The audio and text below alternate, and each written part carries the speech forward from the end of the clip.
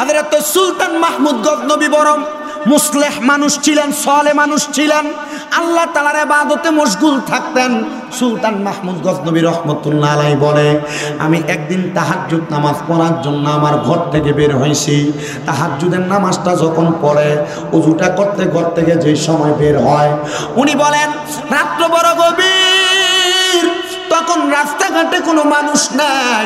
আমি নদীর কিনারার মধ্যে যাইয়া যখন ওযু করব, এমন টাইমে নদীর একটা পাশে দেখলাম 4 জন মানুষ। আমি চিন্তা করলাম, আমি এতদিন মনে করছি আমি সুলতান মাহমুদ একা একা তাহাজ্জুদ পড়ি, এখন দেখি আমার মতো তাহাজ্জুদ পড়া লোকের অভাব নাই, আরো 4 জন মানুষ তারাও তাহাজ্জুদ নামাজ পড়ে। আর ওই 4 জন ওই জায়গাতে আসছে চুরি করবার লাগে। ওরা চিন্তা করে আসছে এই গজনবী এলাকার মধ্যে সবচাইতে ভালো আলেম এবং বাদশাহ সুলতান মাহমুদ গজনবীর বাড়িতে চুরি করব, কিন্তু এরা কোনোদিন সুলতান মাহমুদ গজনবীরে দেখে নাই। ওই 4 জন এই চিন্তা কইরা সুলতান মাহমুদ গজনবীর বাড়ির দিকে যায়। হঠাৎ করে সামনে সুলতান মাহমুদ গজনবীর সাথে দেখা। সুলতান মাহমুদ গজনবী ভালো মানুষ, মানুষটারা দেখে চিন্তা করছে তারও আমার মতো তাহাজ্জুদ গুজারি। তাহলে বোঝা যায় যে মানুষ ভালো, কারোর সম্পর্কে মন্তব্য করতে মন্তব্যটাও করে ভালো, আর যেটা ফুন্ডা স্যাংডা দুষ্ট টাইপের, এটা মানুষের সম্পর্কে মন্তব্য করতে খুব বাঁকা মন্তব্যই করে। কথা কন আছে না নাই? আছে না নাই? হযরত সুলতান মাহমুদ গজনবী রহমতুল্লাহ আলাইহি তিনি বলেন, এ জগতের মানুষ, তারা আমার সামনে আসার পর আমি তারা জিজ্ঞাসা করলাম, এরে বাবারা তোমরা এই জায়গায় কোন কাজে? কয় আমনে যেই কাজে আমরাও সেই কাজে। ঠিক আছে, আপনি যেই কাজে আমরাও সেই কাজে। উনি খুশি হইলেন, উনি মনে করলেন আমি তো আসছি তাহাজ্জুদের ওযু করবার লাগে, তারাও মনে হয় সেই কাজে। হয়তো তোমরা যে এখানে আমি যেই কাজে সেই কাজে আসলা, এখানে কেন আসলা? তোমরা বাড়িতে না পড়বা নামাজ? তো 400 চিন্তা করলো না, মনে হয় উনি অন্য লাইনের। উনি চিন্তা করছেন এই এক সুর মনে হয় আমরা থেকে বাঁচার লেগে নামাজের নামটা লইছে। না না না, এবার আমরা তার কাছে মোড়াটা দিয়ে ধরলাম। আমরা চিন্তা করলাম আমরা কেমন সুর 4 জন আইছি চুরি করতে, আর এই সুরের সাহস বড় বেশি, একা একা চুরি করবার লাগে, একা একা চুরি করবার লাগে চলে আসছে। দেখছুনি রে এই সুরের কত পাওয়ার। এবার জিজ্ঞাসা করে এই সুর মানুষটা, তুমি যে একা, তুমি যে চুরি করতে আসছো, আমরা রাত্রের টার্গেট তো বড়। বলে কি টার্গেট? বলে আমরা টার্গেট হলে আমরা বাদশার বাড়িতে চুরি করতাম। এবার সুলতান মাহমুদ গজনবী নিজে আবার তোর সাইজা গেছে। উনি বলতেছে, বলো ঠিক আছে, তোমরা যেহেতু বাদশার বাড়িতে চুরি করবা, 4 জন যে চুরি করতে আসছো, কে কোনো একজনের তো কোনো না কোনো অভিজ্ঞতা আছে। কে কোনো অভিজ্ঞতা নিয়ে চুরি করবার লাগে আসছো? এ ডাক দিয়ে বলতেছে, আমার অভিজ্ঞতা হইল আমি যখন চুরি করতে যাই, কুকুর যখন ঘেউ ঘেউ করে আমি কুকুরের ভাষা বুঝতে পারি। এবার সুলতান মাহমুদ গজনবী কয়, ঠিক আছে, 2 নাম্বার ব্যক্তি তুমি বলো তোমার কি গুণ আছে? ডাক দিয়ে আমার গুণ হইল যে কোনো ঘরের সামনে গেলে যদি যত বড় যত কঠিন তালা হোক না কেন, আমি একটা ইশারার মাধ্যমে তালাটা খুলতে পারি, এটা আমার ক্ষমতা। 3 নাম্বার সুরে জিগায়, তোর ক্ষমতা কি? বলে আমার ক্ষমতা হইল আমি ঘরে প্রবেশ করার সাথে সাথে নাকের ঘ্রাণ টান দিলে ঘরের কোন জায়গার মধ্যে কি আছে আমি এটা বলতে পারি। 4 নাম্বার সুরে জিগায়, তোর ক্ষমতা কি রে? ডাক দিয়া কয়, আমার ক্ষমতা আমি রাত্রে যারে দেখি দিনে তারে চিনি, দিনে যারে দেখি রাত্রে তারে চিনি। ডাক দিয়া কই, ঠিক আছে, তোমরা যেহেতু চুরি করবা, ওই 4 জন কই তুমি আজকে একা চুরি করতে আসছো, ঠিক আছে একা চুরি কইরো না, আমি তোমার কাছে আবদার করি, তোমার কোনো ক্ষমতা আসেনি যে ক্ষমতা দিয়ে আমরা চুরি করতে সহজ হইব? তোমার ক্ষমতার কথা বলো। সুলতান মাহমুদ গজনবী কয়, আমার ক্ষমতা হইল আমি ডাইন দিকে যদি মাথা ফিরে চাই তাইলে একজন মানুষের জেল মাফ, বাম দিকে মাথা ফিরিয়া চাইলে একজন মানুষের ফাঁসি মাফ। এ মুসলমানেরা, এ বড়ুরা জিন সারার যুবকের দল, আপনারা চিন্তা করে দেখেন, ফজর জোহর আসর মাগরিব এশারের নামাজ, 5 ওয়াক্ত নামাজের বাহিরে ওই নামাজটা, ওই নামাজ আমার আল্লাহ তাআলা আমার নবীকে পড়ার জন্য বলেছে। এখনো পর্যন্ত মক্কা এবং মদিনা শরীফের ভিতরে 5 ওয়াক্তর জায়গায় 6 ওয়াক্ত নামাজের আজান হয়। একটা ওয়াক্তের আজান হইল তাহাজ্জুদের নামাজের আজান। ওই আজানটা দিয়া মক্কা মদিনার মানুষেরা মক্কা মদিনাতে তাহাজ্জুদের সালাত আদায় করে। এটার কারণ কি জানো? মক্কা মদিনাতে স্বর্ণ গয়না কোটি টাকার অভাব নাই। এটার কারণ একটাই, তারা এখনো আল্লাহর হাবিবের কথা মোতাবেক এরা তাহাজ্জুদের নামাজ আদায় করেছে। আমি তিরমিজি শরীফের একটা হাদিসে মুবারাকা পয়রা দেখছি, আমার নবী কই উম্মত, আমার উম্মতের যদি কষ্ট না হইতো আমি আমার উম্মতের জন্য তাহাজ্জুদ নামাজটা ফরজ করে দিতাম। এ মুসলমান, এই নবীর উম্মতের দলেরা একবার চিন্তা করে দেখছনি আমার নবী তাহাজ্জুদ নামাজের কত গুরুত্ব বোঝাইছে? বলে হুজুর কেমন গুরুত্ব? আমরা তো একটু জানতাম। মনে চায় যেই দিন তাহাজ্জুদ নামাজের আয়াতটা নাজিল হয়, আমার নবী ছিলেন আম্মা জান আয়েশা সিদ্দিকা রাদিয়াল্লাহু তাআলা আনহার হুজরা মুবারকের মধ্যে। রহমতের নবীজি ওই আয়াতে কারিমা নাজিল হওয়ার পরে আম্মা জান আয়েশা সিদ্দিকা রাদিয়াল্লাহু তাআলা আনহার ঘরের মধ্যে যাইয়া এশারের নামাজের পর থেকে পুরা রাত পর্যন্ত আমার নবী দাঁড়ায়া 2 রাকাত নামাজ আদায় করছে। চিন্তা করছেননি আমরা নামাজ পড়ি মুরকা যেমনে আদার খায় কোন রকম ঠোকর দিয়া, আর আল্লাহর নবীজি 2 রাকাত নামাজ পড়ছে, সারা রাত বিলীন করে দিছে। আম্মা জান আয়েশা সিদ্দিকা কয় আমি এত লম্বা রুকু, এত লম্বা সেজদা আমার নবীকে আর কোনোদিন করতে দেখি নাই। আমার নবী লম্বা লম্বা রুকু সেজদা আদায় করেছে। আমার নবী যখন নামাজ শেষ করে আমি আয়েশার দিকে সালামটা ফিরে নামাজটা শেষ করছি, আমি তাকায়া দেখলাম আমার নবীজির চোখ মুবারক গুলা দিয়া বায়া বায়া পানি পড়তাছে। আমার নবীজির চোখ মুবারক গুলা লাল হয়ে গেছে। আমি আমার নবীকে প্রশ্ন করলাম, ইয়া রাসূলুল্লাহ, আপনাকে তো কোনোদিন এত লম্বা রুকু সেজদা করতে দেখি নাই। আমার নবী ডাক দিয়া কয় আয়েশা,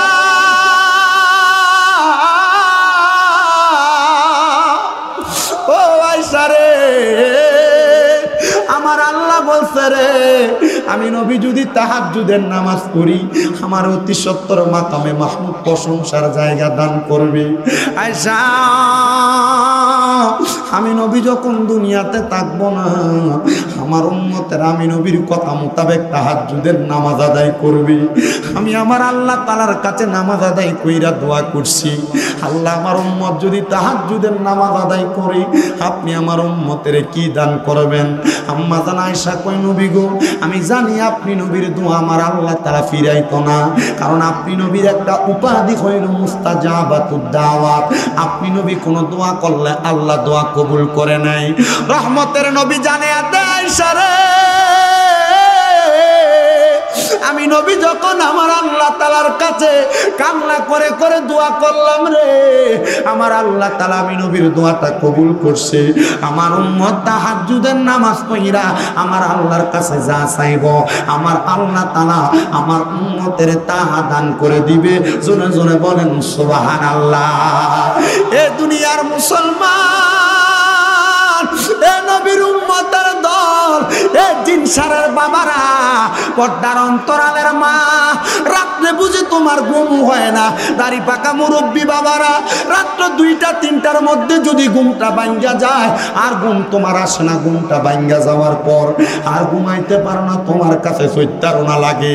আমি তোমার কাছে আবদার করি রে বাবা, তুমি ওই সময় ওযুটা বানাইয়া তাহাজ্জুদের নামাজ পড়া আমার আল্লাহর কাছে কান্নাকাটি করবা, দেখবা আমার আল্লাহ তাআলা তোমার অসংখ্য নিয়ামত দান করব। আল্লাহর নবীর প্রখ্যাত একজন সাহাবা হযরতে রবিয়া, তিনি বলেন আমি মাঝে মাঝে আমার নবীকে তাহাজ্জুদ নামাজের পানি আগায়া দিতাম। একদিন আমার নবীজি আমি আর রবিয়ারে জিজ্ঞাসা করে, রে রবিয়া, তুমি যে আমি নবীরে পানি আগায়া দাও, তুমি বলো না আমি নবীর কাছে তোমার কোনো চাহিদা আছে নাকি? রবিয়া কই নবী গো, অন্য কোনো চাহিদা নাই, আমার একটা চাহিদা, আমি রবিয়া ইন্তেকালের পরে জান্নাতে আপনার সাথী হইতে চাই। আমার নবী বলে, রে রবিয়া, তুমি আল্লাহর কাছে দোয়া করো, আমার আল্লাহ তাআলা তোমার দোয়া কবুল করবে। ঠিকই হযরতে রবিয়া যখন ইন্তেকাল করে হযরতে তালহা রাদিয়াল্লাহু তাআলা আনহু বলে, আমি যখন মদিনা শরীফে রওজায়ে আতহারের পাশে মানে মসজিদে নববীর মধ্যে একবার হেলান দিয়া ঘুমাইছি, আমি দেখলাম হযরতে রবিয়া আমার সামনে। আমি ওনাকে প্রশ্ন করলাম, কি গো রবিয়া, তুমি তো বলেছিলা তোমার নবীজি তোমাকে বলেছে দুনিয়া থেকে ইন্তেকাল করার পরে আমার নবীজির সাথে তোমার জায়গা করে দেওয়ার জন্য, মানে আমার নবীজির জান্নাতের সাথী তুমি হইতে চাও? আমার আল্লাহ কি কবুল করছে? রবিয়া কয় অবশ্যই। আমার আল্লাহ তাআলা, আমি রবিয়া যখন নবীর কাছে আবদার করেছি, আমার নবীর কথা মুবারক মোতাবেক আমার আল্লাহ তাআলা আমি রবিয়ারে নবীর সাথে জান্নাতে জায়গা করে দিয়েছে। জোরে জোরে বলেন সুবহানাল্লাহ। এ মুসলমান, এই তাহাজ্জুদ নামাজটা বড় বরকতওয়ালা নামাজ, ঠিক কি না? তো তাহাজ্জুদ নামাজের একটা বড় সুন্দর ঘটনা হযরত সুলতান মাহমুদ গজনবী রহমতুল্লাহ আলাইহি। হযরত সুলতান মাহমুদ গজনবী বড় মুসলিহ মানুষ ছিলেন, সালেহ মানুষ ছিলেন, আল্লাহ তাআলার ইবাদতে মশগুল থাকতেন। সুলতান মাহমুদ গজনবী রহমতুল্লাহ আলাইহি বলে, আমি একদিন তাহাজ্জুদ নামাজ পড়ার জন্য আমার ঘর থেকে বের হয়েছি। তাহাজ্জুদের নামাজটা যখন পড়ে, ওযুটা করতে ঘর থেকে যে সময় বের হয়, উনি বলেন রাত্র বড় গভীর, তখন রাস্তাঘাটে কোনো মানুষ নাই। আমি নদীর কিনারার মধ্যে যাইয়া যখন ওযু করব, এমন টাইমে নদীর একটা পাশে দেখলাম 4 জন মানুষ। আমি চিন্তা করলাম, আমি এতদিন মনে করছি আমি সুলতান মাহমুদ একা একা তাহাজ্জুদ পড়ি, এখন দেখি আমার মতো তাহাজ্জুদ পড়া লোকের অভাব নাই, আরো 4 জন মানুষ তারাও তাহাজ্জুদ নামাজ পড়ে। আর ওই 4 জন ওই জায়গাতে আসছে চুরি করবার লাগে। ওরা চিন্তা করে আসছে এই গজনবী এলাকার মধ্যে সবচাইতে ভালো আলেম এবং বাদশাহ সুলতান মাহমুদ গজনবীর বাড়িতে চুরি করব, কিন্তু এরা কোনোদিন সুলতান মাহমুদ গজনবীরে দেখে নাই।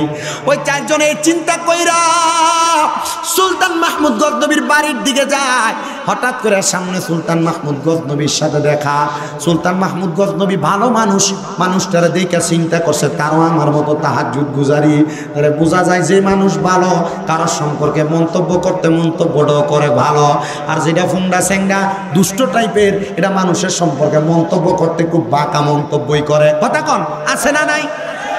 আছে না নাই? হযরত সুলতান মাহমুদ গজনবী রহমতুল্লাহ আলাইহি তিনি বলেন, এ জগতের মানুষ, তারা আমার সামনে আসার পর আমি তারা জিজ্ঞাসা করলাম, এরে বাবারা তোমরা এই জায়গায় কোন কাজে? কয় আমনে যেই কাজে আমরাও সেই কাজে। ঠিক আছে, আপনি যেই কাজে আমরাও সেই কাজে। উনি খুশি হইলেন, উনি মনে করলেন আমি তো আসছি তাহাজ্জুদের ওযু করবার লাগে, তারাও মনে হয় সেই কাজে। হয়তো তোমরা যে এখানে আমি যেই কাজে সেই কাজে আসলা, এখানে কেন আসলা? তোমরা বাড়িতে না পড়বা নামাজ? তো 400 চিন্তা করলো না, মনে হয় উনি অন্য লাইনের। উনি চিন্তা করছেন এই এক সুর মনে হয় আমরা থেকে বাঁচার লেগে নামাজের নামটা লইছে। না না না, এবার আমরা তার কাছে মোড়াটা দিয়ে ধরলাম। আমরা চিন্তা করলাম আমরা কেমন সুর 4 জন আইছি চুরি করতে, আর এই সুরের সাহস বড় বেশি, একা একা চুরি করবার লাগে, একা একা চুরি করবার লাগে চলে আসছে। দেখছুনি রে এই সুরের কত পাওয়ার। এবার জিজ্ঞাসা করে এই সুর মানুষটা, তুমি যে একা, তুমি যে চুরি করতে আসছো, আমরা রাত্রের টার্গেট তো বড়। বলে কি টার্গেট? বলে আমরা টার্গেট হলে আমরা বাদশার বাড়িতে চুরি করতাম। এবার সুলতান মাহমুদ গজনবী নিজে আবার তোর সাইজা গেছে। উনি বলতেছে, বলো ঠিক আছে, তোমরা যে তো বাদশার বাড়িতে চুরি করবা, 4 জন যে চুরি করতে আসছো, কে কোনো একজনের তো কোনো না কোনো অভিজ্ঞতা আছে। কে কোনো অভিজ্ঞতা নিয়ে চুরি করবার লাগে আসছো? প্রথম জন বলতেছে, আমার অভিজ্ঞতা হইল আমি যখন চুরি করতে ঢুকি, রাত্রবেলা চোরা শুকার রাস্তা দিয়া বালা মানুষ যাক, কুকুরের স্বভাব হইল এটারে দেখলে ঘেউ ঘেউ করে ডাকে। আমার নিজের বাড়ির সামনে, নিজের ঘরের সামনে একটা কুকুর। এটা আজকেও দুপুরবেলা আমি জুমা পরে আইসি, আমার আম্মা আমাদের পুরান বাড়িতে গেছে দাওয়াত খাইতে। আয়া দেখি আমার আম্মা বসে রয়েছে এটা বাইরে। আমি বললাম কি থাকো, তোমরা তো দাওয়াতে থাকি গেলে এটার বাদ দিব কেটা? তোমরা তো জানো এটা এনে খায়। এটা সবসময় খা। আমি কই না, এটা যদি সবসময় খাইতো তাহলে এটা এই দুপুরের টাইমে আমরা ঘরের দুয়ারে থাকতো। এটা এনে খানা ফাই বিদে, এটা এনে। আপনি কথা বলছেন নি? পরে এটা খানা দিচ্ছে, ফোলাও আমার এমনি না, ফোলাও দিচ্ছে।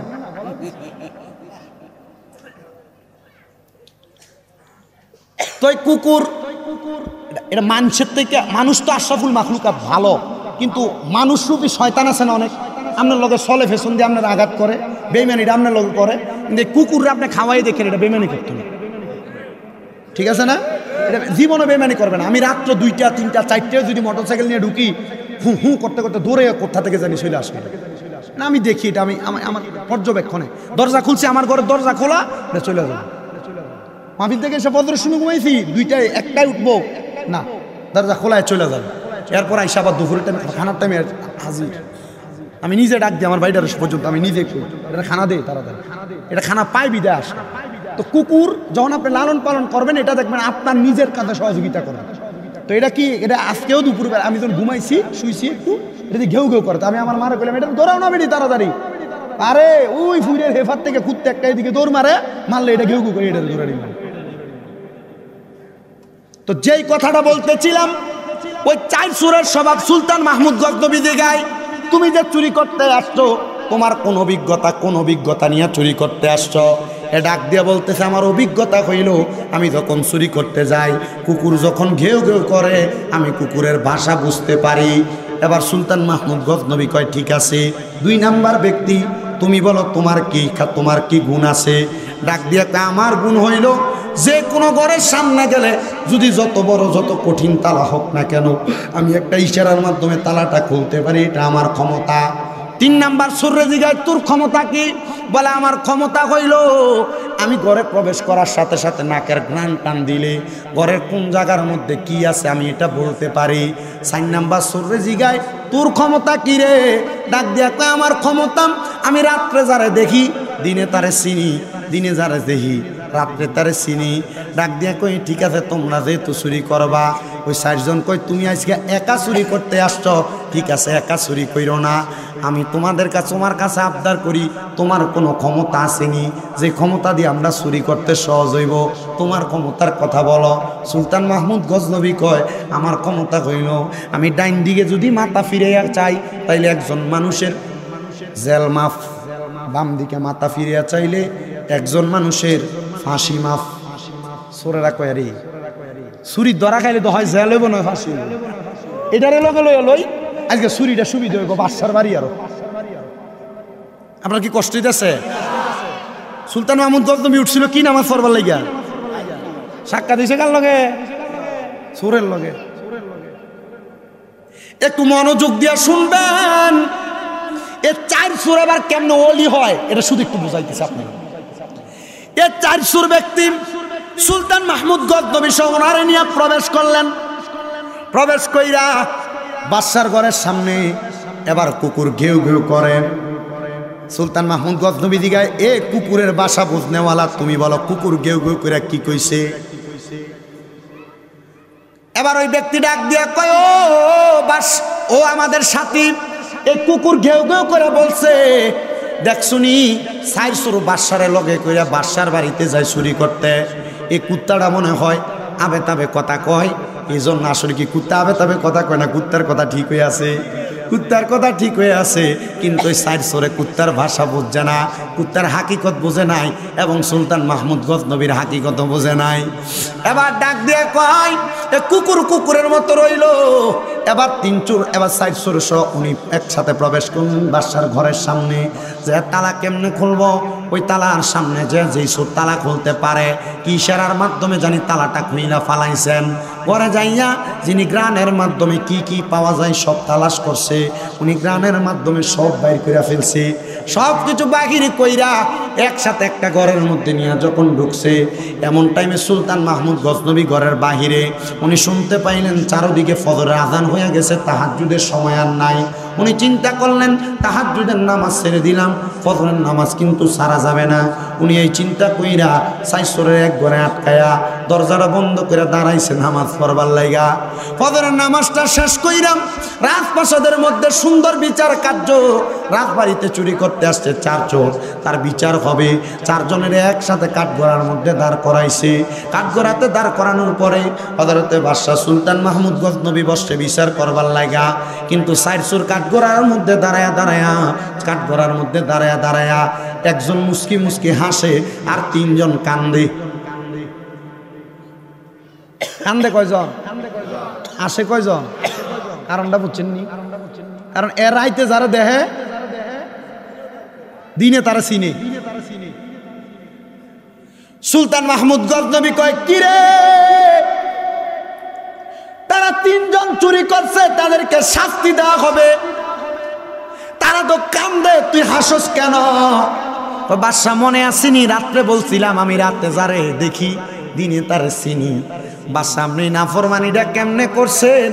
আমরা লগে চুরি করতে ঢুইকা এখন আপনি আমরার এই শাস্তি দিবার লাগে দাঁড়াইছেন। ওই তিনজন কয় দাঁড়াই খাচ্ছে রে, হ্যাঁ যার লগে চুরি করতে গেলাম এই ব্যক্তি যদি বাদশা হয় তাহলে আমাদের চুরির সব মতলব তো তিনি জানে। সুলতান মাহমুদ গজনবী কয় আমি হ্যাঁ জানি তোমাদের চুরির মতলব, তোমাদের জন্য কঠিন শাস্তি দেওয়া হবে। তো যেই ব্যক্তি রাইতে যারা দেখে দিনে তারা চিনে, সে কয় বাদশা গো তারা চাই তিনজন মানুষ বড় অভাবে তাইকা চুরি করতে আসছে। সুলতান মাহমুদ গজনবী কয় তোমার বাড়ি কই? কয় বলক এলাকায়। তো বলক থেকে গজনব এলাকায় আসতো চুরি করবার লাগে, কারণটা কি? আমাদের এলাকার মধ্যে এখনো পর্যন্ত কোনো মাল সামান নাই।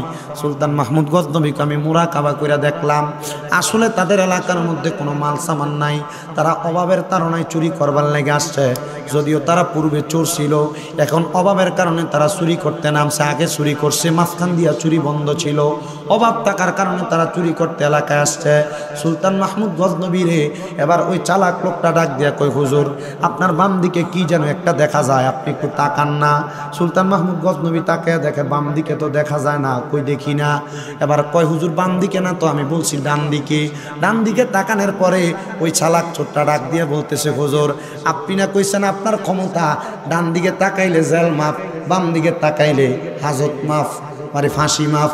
হুজুর তাইলে আপনি তো ডাইনে বামে তাকাইছেন, বিচারের চেয়ারের মধ্যে বয়া যেহেতু দুই দিকে তাকায় ফেলাইছেন, আমরার জেলও নাই ফাঁসিও নাই, এবার যে শাস্তি দিতে মন চায় আপনি দিতে পারেন, আমরা মাথা পাইতা নিব। ডাক দিয়া কয় না রে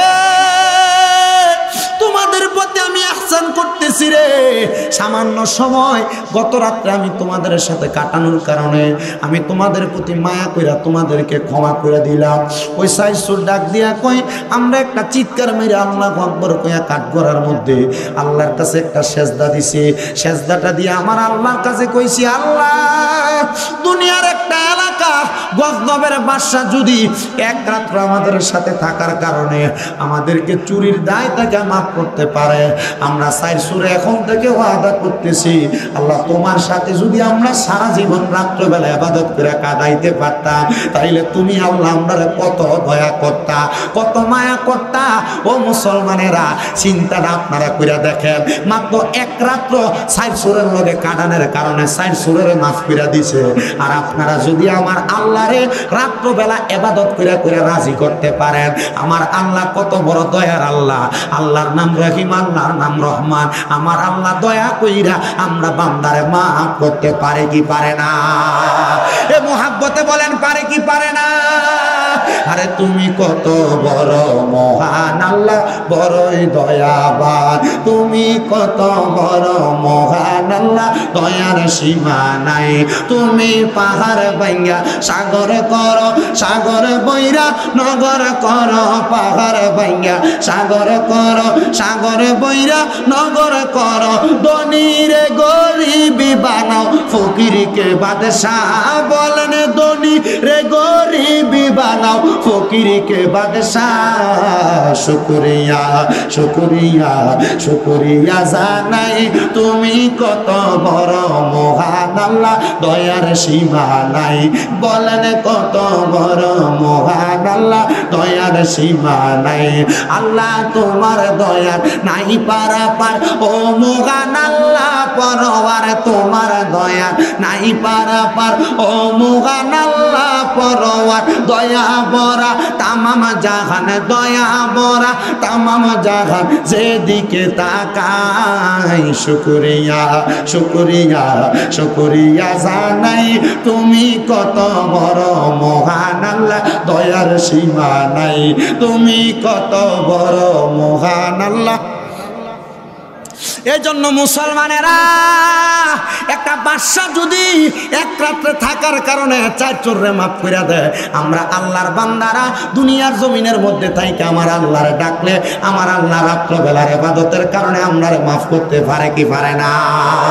আমরা একটা বড় সুযোগ আসতেছে, এই যে সামনে লাইলাতুন নিসফি মিন শাবান আমাদের কাছে আসতেছে, শবে বরাতের রাত্র। ওই রাত্রটা বড় দয়ার রাত্র, বড় মায়ের রাত্র, রিজিকের রাত্র। আমি আপনাদের সবার কাছে আবদার জানাই, এ আমার জিনসারের বাবারা, এই রাত্র রাত্রটা আল্লাহ তাআলার ইবাদতে মশগুল থাকার চেষ্টা করবেন। বলে হুজুর লাইলাতুল বরাতের রাতে আল্লাহ তাআলার ইবাদতে কেমনে মশগুল থাকবো? আম্মা জান আয়েশা সিদ্দিকা রাদিয়াল্লাহু তাআলা আনহা বলতেছে, আমি আমার নবীকে প্রশ্ন করলাম, ইয়া রাসূলুল্লাহ, আমার আল্লাহ তাআলা এই রাতে কেমন বরকত দেয়? বলে আমার আল্লাহ তাআলা প্রথম আসমানে আয়েশা বান্দার বলতে থাকে, রে এ বান্দা কে আছো? আমার কাছে রিজিক চাও, আমি আল্লাহ তাআলা তোমার রিজিক প্রদান করব। কে আছো? গুনাহ ক্ষমা প্রার্থনা করো, আমি আল্লাহ তোমাদেরকে ক্ষমা করব। আল্লাহ তাআলা বলতে থাকে, ও বান্দা কে আছো বিপদগ্রস্ত? আমার কাছে ক্ষমা প্রার্থনা করো, আমি আল্লাহ তোমার বিপদ থেকে উদ্ধার করব। এই মুসলমান, ওই আল্লাহ এত দয়ার আল্লাহ, ওই আল্লাহ এত মায়ার আল্লাহ, ওই লাইলাতুল বরাতে তো আপনারে মাফ করে দিবে। আম্মা জান আয়েশা সিদ্দিকা রাদিয়াল্লাহু তাআলা আনহা বলেন, যেদিন লাইলাতুল নিসফি মিন শাবান, ওই দিন রাত্রবেলা আমি তাকায়া দেখলাম আমার নবীজি আমার বিছানার মধ্যে নাই, আমি আমার নবীরে হারায়া ফেলাইছে। আম্মা জান আয়েশা সিদ্দিকা বলেন, আমি যখন আমার নবীরে হারায়া ফেললাম গো, আমি আমার নবীরে খুঁজতে লাগলাম, আমি তাকায়া দেখলাম আমার হুজরা মোবারক, ঘর মোবারক থেকে আমার নবী জান্নাতুল বাকির মধ্যে দাঁড়ায়া দাঁড়ায়া ইবাদত করতেছি। আমার নবী আসার পরে আমি আমার নবীকে প্রশ্ন করলাম, ইয়া রাসূল, আমার নবী আমার প্রশ্ন করে, আয়েশা তুমি কি মনে করেছো আমি রাসূল তোমার প্রতি বেইনসাফ করব? আম্মা জান আয়েশা কয়, নবী গো, আমি মনে করেছিলাম আপনি নবীজি মনে হয় আপনার অন্য কোন স্ত্রীর হুজরাতে চলে গেছেন। আমার নবী কয়, না রে আয়েশা, আজকের রাতটা লাইলাতুল নিসফি মিন শাবান, মানে শাবান মাসের 14 তারিখ দিবাগত 15তম রাত্রি। এই রাত্রে আমার আল্লাহ তাআলা বনু কালবুতকে যতগুলা ছাগল আছে, বকরি আছে, ওই বকরির শরীরের পশমের পরিমাণ উম্মতকে আমার আল্লাহ তাআলা বান্দাকে মাফ করে দেয়। আমি নবীজি এই জন্য দোয়া করতে লাগলাম। চিন্তা করছো নি রে, আমার আল্লাহ তাআলার পেয়ারা হাবিব ওই লাইলাতুল বরাতেও তোমাদের জন্য কত বরকত দিয়া গেছে। এবার আপনারা বলেন, আমরা ওই লাইলাতুল বরাত বেশি বেশি পালন করার দরকার আছে না নাই? এ মুসলমান, কিন্তু আমার নবীর আরেকটা হাদিসে মুবারক আমি পড়ার পর বড় অবাক হয়ে গেলাম। আমার নবী কই, দুনিয়ার উম্মতের দলেরা, আমার আল্লাহ তাআলা এই লাইলাতুল বরাতের রাতে, সবে বরাতের রাতে আসমানের একবারে বান্দার নিকটবর্তী হইয়া বান্দার প্রতি রহমতের নজর দিয়া বান্দার দয়া মায়া করে। কিন্তু আমার আল্লাহ তাআলা এই লাইলাতুল বরাতের রাতে দুই প্রকারের মানুষকে মাফ করে না, দুই প্রকারের মানুষকে মাফ করে না। এ দুনিয়ার মানুষ আমার আল্লাহ কোন দুই প্রকারের মানুষকে মাফ করে না জানো? এক নাম্বার যারা মুশরিক, যারা শিরিক করে, আমার আল্লাহ তাআলা তাদেরকে মাফ করে না। আর দুই নাম্বার যারা বিদ্বেষ প্রদানকারী, বিদ্বেষ সৃষ্টিকারী, আমার আল্লাহ তাআলা তাদের মাফ করে না। ভাইয়ে ভাইয়ে ঝগড়া দ্বন্দ্ব, এলাকার মানুষের সাথে ঝগড়া দ্বন্দ্ব, একজন আর একজনের সাথে মারামারি কাটাকাটি, মনে রাখবেন বিদ্বেষ করনেওয়ালারে আমার আল্লাহ তাআলা বরাতেও মাফ করে না। এজন্য দুই শ্রেণীর মানুষকে আল্লাহ তাআলা বরাতের রাতে মাফ করেন না। এক শ্রেণী হলো মুশরিক, যারা শিরিক করে। দুই নাম্বার হলো তারা, বলে কারা? যেই ব্যক্তি বিদ্বেষ সৃষ্টি করে তাদেরকে আল্লাহ লাইলাতুল বরাতে মাফ করে না। এ মুসলমান ইমানদারেরা, চিন্তা করে পথ চলবেন যেন আমার আল্লাহ তাআলার কাছে বরাতের রাতে মাফ হতে পারেন। নবী বলেন, শুধু তাই নয়, আম্মা জান আয়েশা সিদ্দিকা আরেকটা হাদিস বর্ণনা করে। লাইলাতুল বরাতের বেশিরভাগ হাদিস মা আয়েশা সিদ্দিকা রাদিয়াল্লাহু তাআলা আনহা আমি পয়রা বড় অবাক হয়ে গেলাম। আম্মা জান আয়েশা সিদ্দিকা বলে, আমার নবীজি বলেছে এই লাইলাতুল বরাত হইল আমার আল্লাহ তাআলা আগামী 1 বছর পর্যন্ত দুনিয়ার জমিনের মধ্যে কত আদম সন্তান জন্মগ্রহণ করবে এই লাইলাতুল বরাতের রাতে লিপিবদ্ধ করে, কত আদম সন্তান ইন্তেকাল করবে এই লাইলাতুল বরাতের রাতে লিপিবদ্ধ করে। মানে এই যে 13 তারিখ 14 তারিখ দিবাগত রাত্রে সবে বরাত হবে, এই রাত্রে লেখা হবে আগামী 1 বছর কত সন্তান জন্ম নিব, কত সন্তান ইন্তেকাল করব। চিন্তা করছেন নি? আমার আল্লাহ তাআলা এই রাত্রবেলায় গুনাহ লিপিবদ্ধ করে রাখেন। শুধু তাই না, শুধু তাই না রে মুসলমানেরা, আমার আল্লাহ তাআলা আগামী 1 বছরে কোন বান্দারে কত রিজিক প্রদান করব, এটাও কিন্তু লাইলাতুল বরাতের রাতে লেখে। রিজিক বুঝেন তো? হ্যাঁ, ফুলুস ফুলুস টেহা টেহা, বাঙালি এটা বালা বুঝে। রিজিক খানা, কিটা আপনারা বিদেশি, আপনারা আরো বড় ব্রিটিশ। আলহামদুলিল্লাহ, যে একটা মহাব্বত দেওয়া হয়েছে হজ যাওয়ানোর পরে, বাঙালিটি দেখলেই আপনি লইয়ে পড়ে। চুলটি যতদিন আসিল, চুল কামানের পরে একটু বাচ্চা গেছে, কামানের পরে আর চিনে না, আর ধরে না, নিয়ে নিয়ে শুধু বয়া, হুজুর খান, হুজুর খান, এতলা লই খানা, কে খাইব? আলহামদুলিল্লাহ। বিদেশিরা প্রবাসের বাড়িতে বড় কষ্ট করে। এই প্রবাসীদের জন্য এটা মন থেকে দোয়া করবেন না আপনারা? করেন না প্রবাসীদের লেগে দোয়া? বেশি বেশি দোয়া করবেন প্রবাসীদের লেগে। মাঝে মাঝে বাংলাদেশের কি কয়, এয়ারপোর্টে প্রবাসীদের উপর অত্যাচার অনাচার করা হয়, প্রবাসীদের ব্যাগ কাটলা, এটি সুর, ঠিক না? আল্লাহ আমরা বোঝার তৌফিক দান করুন। জোরে কোন আমিন। এটি আস্তে কয় আমিন, আরো জোরে কয় না আমিন। এ মুসলমান, তো যেই কথা বলতেছিলাম, লাইলাতুল বরাতের রাতে আগামী 1 বছর আমার আল্লাহ তাআলা কাদেরকে রিজিক প্রদান করবে এগুলা লিপিবদ্ধ করেন।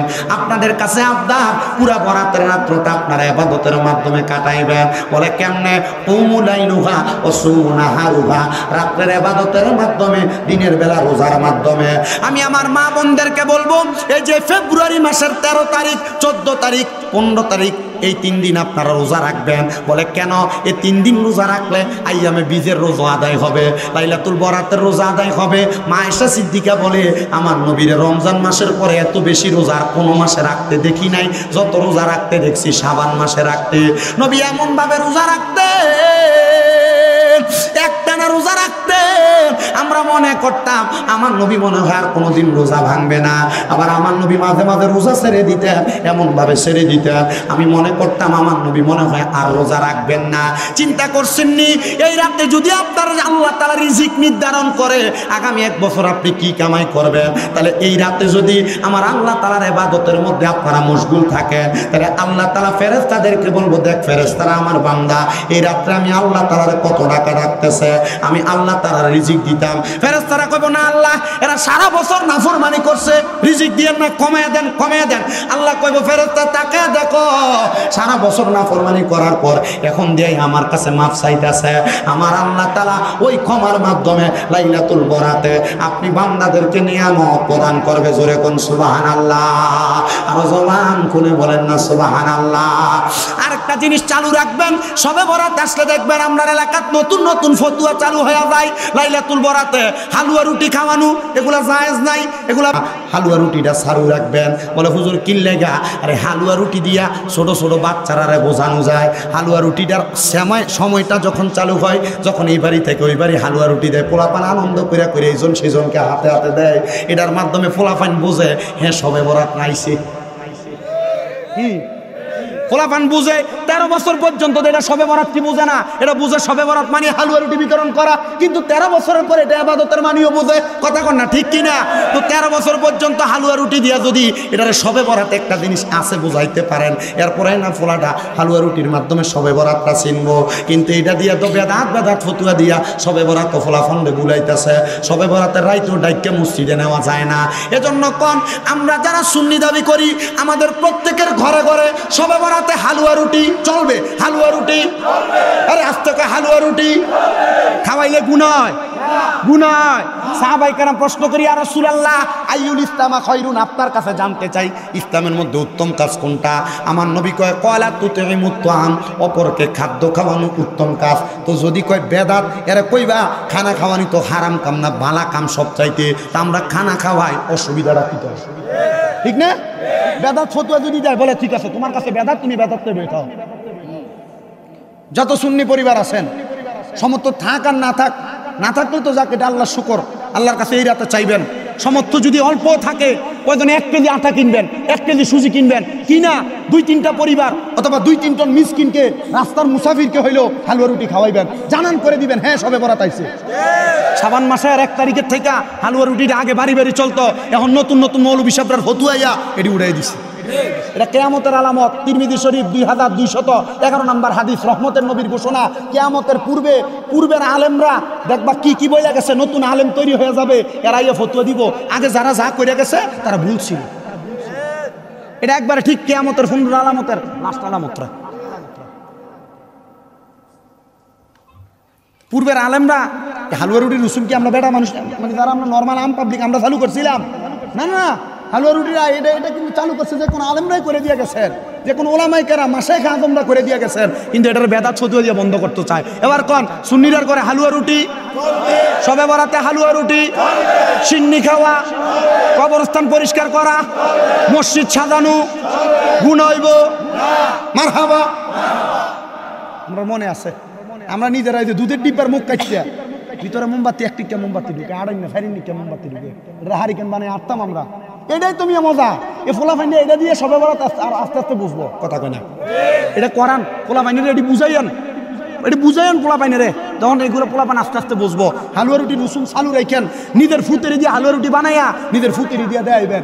এক একদিন এক একজনে আসর ওয়াক্তে যখন নামাজ হয়, আসর ওয়াক্তে দোয়া হয়, তখন পোলা পাইন্ডে দিয়া একটা রুটি একটু হালুয়া আর একটা রুটি দিয়া নিজের ফুতের হাতেরি দিয়ে মানুষের দেয়াইবেন। ফলাইন বুঝবো যে হ্যাঁ হালুয়া রুটি রসুন সবে বরাত আইছে, কথা কয় না। করবেন তো ইনশাল্লাহ। হ্যাঁ মা বোনেরা বেড়াইত না করলে আপনারা করবেন, ফকেটেতে জামেন ফকেটেতে টিয়া চুরি করবেন, অসুবিধা হইতো না। কি কয় বলে না আমরা জামাই কিপটা বেটা আমরা দেন না বেড়ি রেটিয়া বসে তো বেড়ি কি করবো? মহিলারা আমি শিখাই দিয়ে যাই, মহিলা তোমরা জামাই যদি তোমরা কিপটামি করে টিয়া পয়সা না দেয় তাহলে চুরি করে খরচ করে অসুবিধা নেই, ঠিক আছে নি? তবে সাবধান, বাপের বাড়ি ছাড় করো না। জামাই টিয়া চুরি করে খাওয়ান যাবো, তবে কি করন যাইতো না, বাপের বাড়ি ছাড় করন যাইতো না। আহারে বহুত প্রবাসী বেটারা মাঝে মাঝে ফোন দিয়ে বিচারতে, হুজুর বিদেশ থেকে কষ্ট করে টিয়া ভাড়াই, হুজুর হুজুর আমার টিয়া দিয়া তাই তার ভাইয়ের মোবাইল কিনা দেয়। হুজুর আমি বিদেশ থেকে কামাই করে টিয়া ভাড়াই তাই তার আমার টিয়া দিয়া তার বোনের মাসে মাসে একটা একটা 3 পিস কিনা দেয়, দুনো বোনে সমানে মার্কেটে যা। হুজুর তাই তার বাপের ডাক্তার দেয় আমার বিদেশের টিয়া দিয়া। হুজুর কিছু কইলে আর মোবাইল ধরে না। কালকে আমার গাজীপুরের কালীগঞ্জে এক মাহফিলে তখন এই কথা কইতেছি, বিচার দিয়ে বলছে বেটা হুজুর মোবাইল ধরে না তো। যদি চিন্তা করেন সারাদিন কাম করে বউটা যদি ফোনটা না ধরে কেমন না লাগে? মা বোনদেরকে সাবধান করে দিচ্ছি, মা মনে রাখেন আপনি যদি আপনার স্বামীর টাকা পয়সা যদি আপনি এভাবে অবাধভাবে নষ্ট করেন, আল্লাহর কাছে জবাব দেওয়া লাগবে। আমি শিখিয়ে দিছি আপনারে, কি শিখাইছি? স্বামী যদি কিফটামি করে কাজটামি দেখায় তখন লইবেন মাঝে মাঝে, হ্যাঁ পরে কয়ে দিবা, খরচ করে কয়ে দিবা যে আমি এটা করছি। তবে জামাই টিয়া ভাঙ্গা তুমি এটা করবা, জামাই না দিলে রাগ করে থাকবা, মুখ ফুলে থাকবা, জি না করা যাবে এগুলা? কথা বলে করা যায়? গন কালার বেরিয়েছে ফাওয়া, দিনের বেলা কাজ হইলে রাত্রে মাঝখান দিয়ে কোলবালিশ, কথা কয় না? এসব মহিলারা কবিরা গুনার শিকার, আল্লাহ তাআলার কাছে পাপী, সারা রাত্র পর্যন্ত আল্লাহর আযাবের ফেরেশতা মহিলাদেরকে বদদুয়া দেয়। যে মহিলারা দিনে স্বামীর সাথে ঝগড়া করে, রাত্রবেলা বিছানা আলাদা করে দেয়। নবীজি বলছেন দুনিয়াতে মহিলাদের স্বামী স্ত্রীর যত ঝগড়া হোক না কেন, রাত্রবেলা তাদের শোয়ার বালিশ হবে একটা। সুবহানাল্লাহ জোরে কয় না তো? বালিশ কয়টা? কিল্লাইগা রহমতের নবী কন না, নবী শিখিয়ে দিতেছেন স্বামী স্ত্রী যত একজন আরেকজনের সাথে লাইগা লাইগা থাকবে আর সারা দুনিয়ার যত জায়গা খালি থাকবে, আল্লাহ ওই খালি জায়গাগুলো রহমত দিয়ে ভরপুর করে দিবে। কিন্তু মাশাআল্লাহ আগে বাচ্চা ঘুমাইতে এক সাইডে, জামাই ঘুমাইতে এক সাইডে, ঝগড়া যেদিন বাচ্চা মাঝখানে এদিন।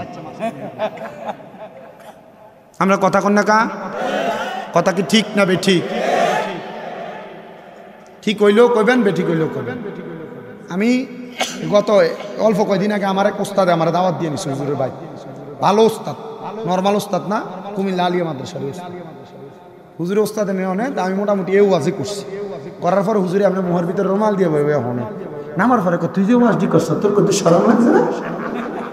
আমি বললাম হুজুর কি শরম? মানুষের এটি না করলে মানুষ বুঝবো কই থেকে?